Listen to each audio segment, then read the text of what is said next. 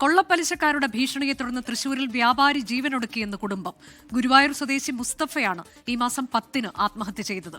6 ലക്ഷം രൂപ കടമെടുത്ത മുസ്തഫ 40 ലക്ഷത്തിലധികം രൂപയാണ് പലിശക്കാർക്ക് നൽകിയതെന്ന് കുടുംബാംഗങ്ങൾ പറഞ്ഞു. പലിശക്കാരുടെ സംബന്ധം മൂലമുണ്ടായ പ്രശ്നം കാരണമാണ് ഇപ്പോൾ ആത്മഹത്യ ചെയ്തിട്ടുള്ളത്.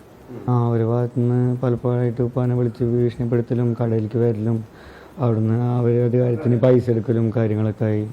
വ്യാപാര ആവശ്യങ്ങൾക്കായി പ്രദേശവാസിയായ പ്രഹ്ലേഷിൽ നിന്നും ദിവേഗിൽ നിന്നും മുസ്തഫ വാങ്ങിയത് 6 ലക്ഷം രൂപ.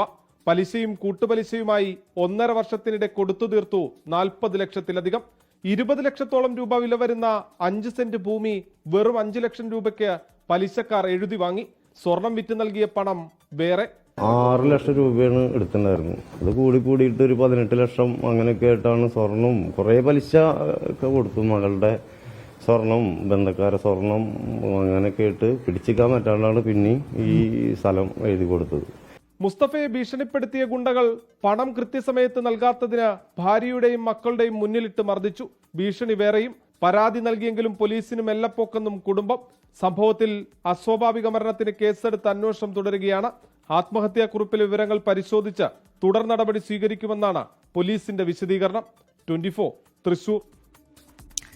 ലോകത്തെവിടെയായാലും ഏത് സമയത്തും 24 വാർത്തകളും ഓഗ്മെന്റഡ് റിയാലിറ്റി പാക്കേജുകളും എക്സ്പ്ലെയിനറുകളും വിശദമായി കാണാൻ ഞങ്ങളുടെ യൂട്യൂബ് ചാനൽ നിങ്ങൾക്ക് സബ്സ്ക്രൈബ് ചെയ്യാം.